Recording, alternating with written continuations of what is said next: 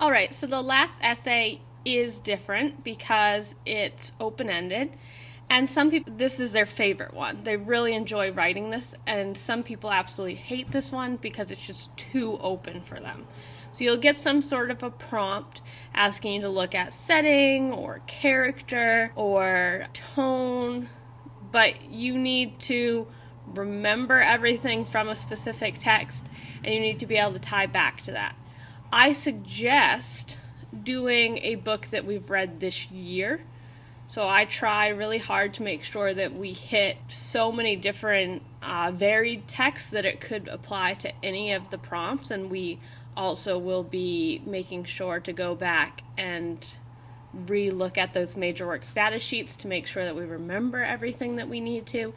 But I suggest not picking a book that you read like 4 years ago. You can pick a book you read freshman year if it's really a perfect fit, but chances are you're not going to remember everything, or you're not going to remember it correctly. The other big thing about the open-ended prompt is you need to plan. Unlike the other two where you might be able to skimp on the planning a little bit, this one will just revert to plot summary if you don't plan. Because we don't have the evidence in front of us, we don't have those specific quotes that we can pull out, and then people just end up telling what happened in the book or the play and how it ties into the prompt, and that's not what they're asking. You still need that analysis. You still need to describe how that's contributing to the work as a whole. You need to have those pieces. You just don't have the passage or poem in front of you to help you out. So this one is one to be wary of and to practice for sure. So it's still the same point system. So the first point is the thesis point. There's really nothing new about what they're asking for the thesis, but like I said, you want to make sure that it's super specific because you don't have those things in front of you. So don't just tell me that in the Crucible, John Proctor is a hero. Okay, that's just a very general statement. It could be debated, but there's not going to be a lot that you can tie back to it. But if you say that in the Crucible, John Proctor is a Jesus figure because he stands up for what is right by sacrificing his life, he is understanding to the plight of the common man, things like that. You want to be as specific as possible so that you can tie back your evidence and not just resort to that plot summary. With our evidence points, same thing. 4 points is providing specific evidence to support all the claims in the line of reasoning, consistently explains how the evidence supports a line of reasoning.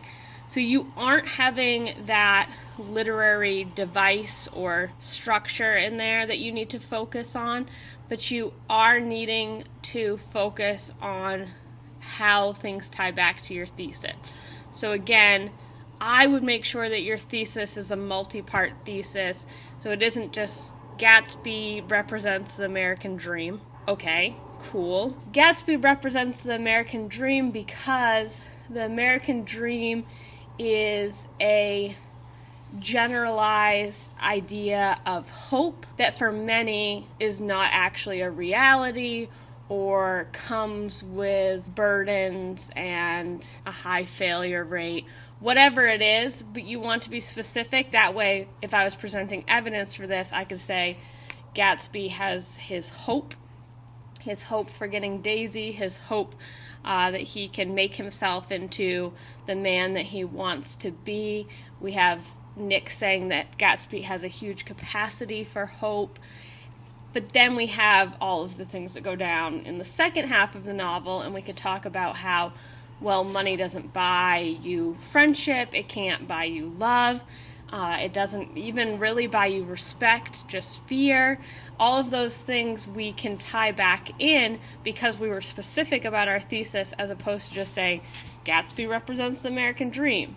And in that case, our paragraphs might be like, Gatsby got a lot of money. Gatsby went from being poor to having tons of money. And so it's already becoming repetitive, and it's already becoming plot centered. And then the last thing is that sophistication point, and it's the same idea. This one, I think, of all the ones, it's easier to have that broader context because you know the whole book. Instead of just getting a poem or a passage, you have the whole play, you have the whole book, and so you can tie things back in to that context. So again, The Great Gatsby, we have him representing the American dream and the hope and failure that come along with that.